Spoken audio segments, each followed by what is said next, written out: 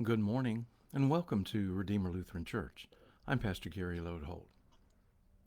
If you haven't seen the movie Secondhand Lions, you need to. There are many important scenes in the movie, but for today, let me highlight just one. The movie is about a small, fatherless boy who has been abandoned by his mother to be raised by his crazy great uncles. In a scene near the end of the film, the boy tells one of his uncles, who is prone to depression and has contemplated taking his own life, that he cannot kill himself because he, the small boy, needs him. "You're my uncle," the boy says.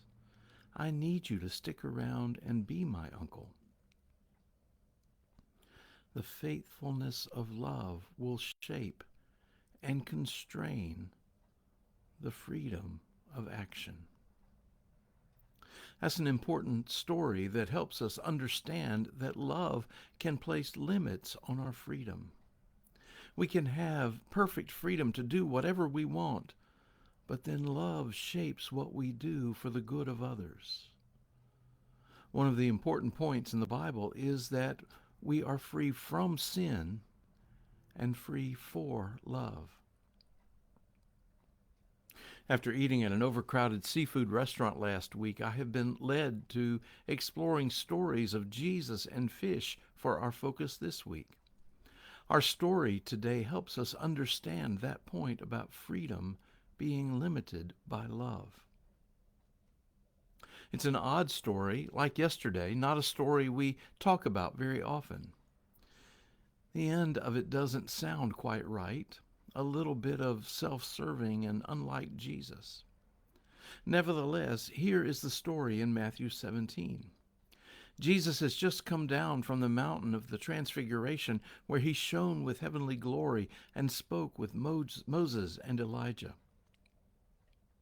The gospel tells us, when they reached Capernaum, the collectors of the temple tax came to Peter and said, "Does your teacher not pay the temple tax?" He said, "Yes, he does." And when he came home, Jesus spoke of it first, asking, "What do you think, Simon? From whom do kings of the earth take toll or tribute? From their children or from others?" When Peter answered, "From others," Jesus said to him, "Then the children are free. However, so that we do not give offense to them, go to the sea and cast a hook. Take the first fish that comes up, and when you open its mouth, you will find a coin. Take that and give it to them for you and me." Here's what you probably don't know. When the Israelites returned from exile in Babylon and began to rebuild Jerusalem and the temple, Nehemiah imposed a temple tax. At first, it was voluntary. The elite of the city were asked to donate 1/3 of a shekel each year to pay for the rebuilding of the temple. In today's money, that would be about $30 or $40. It wasn't long, however, until the religious leaders decided that this temple tax should be half a shekel, between $50 and $75, and that every male Jew throughout the world should pay it. Oh, and the only people exempt from it were the religious leaders themselves. Neat little system. To make matters worse, after Jesus went back to heaven and the temple was destroyed in AD 70, there was no more need for the temple tax. But about that time, the Romans imposed a 2 drachma tax for the temple to Jupiter. That meant that Jews and Christians would have to support a pagan god, and it wasn't optional. So paying the tax was hotly debated in Jesus' time and in the early church. So someone came to Peter and asked whether or not Jesus paid the temple tax. Jesus somehow knows of the question and asks Peter a question involving kings, their children, and taxes. The obvious answer is that kings nor their children pay taxes. That's one of the benefits of being a royal family. They are exempt. Other people pay those taxes, but not the children of the king. They are exempt. Then Jesus makes his point. You are all children of God, so you are exempt from paying the tax.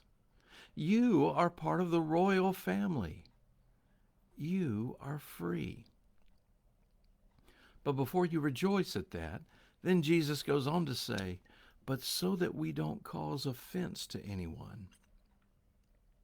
Again, this issue was hotly debated, and some people felt they should pay the tax, and others felt they should not.